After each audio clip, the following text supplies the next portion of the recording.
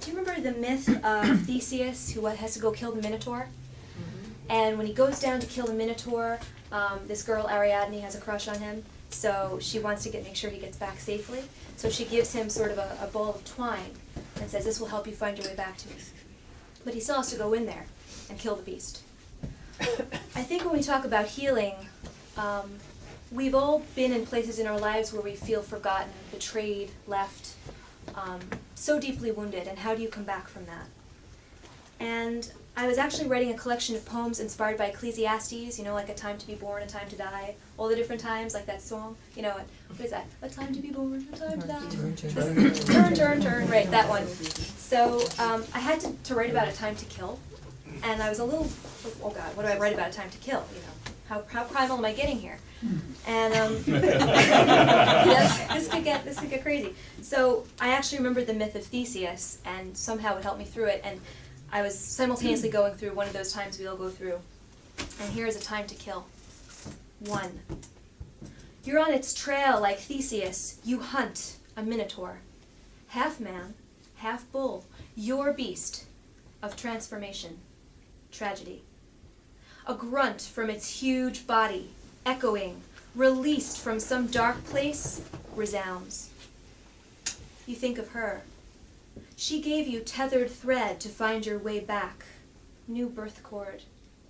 Her pretty face blurs in your thoughts now, down in this maze where day has never shone. You meet the monster, face its cattle skull, horns sharpened, muscled flesh, gleaming with sweat and stained with a fresh trace of blood. Your battle wild, the air a mesh of fear and rage, courage and fists alike, both rising up. And so you move and strike. 2.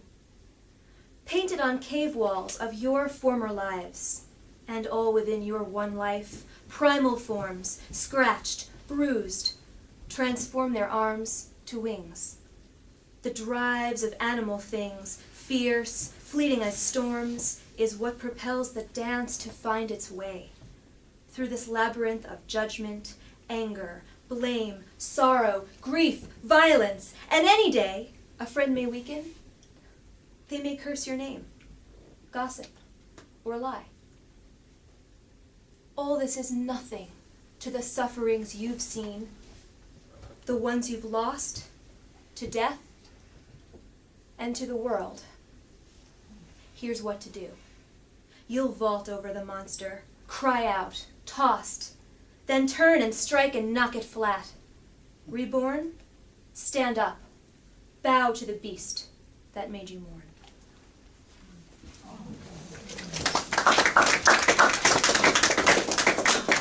I have to say, as I read that, I'm remembering when I was a little kid and I wanted dance lessons. And I was like, "Dad, can I take dance?" "I'd rather you take karate." "Oh, great. Okay, Dad. I think it's important a young lady learns some, defend yourself. You never know. It's a rough world out there." "All right, Dad." So I didn't have the dance lessons, I had the karate. But one thing we learned, and I ended up valuing and seeing the dance within it, was that you bowed. You bowed before the fight, and you bowed after. And I learned that, I think through that physical act, because dance makes us move, the physical act taught me that the things that are the hardest are something to somehow be reverenced still, because it brings us, hopefully, where we need to go. Hopefully.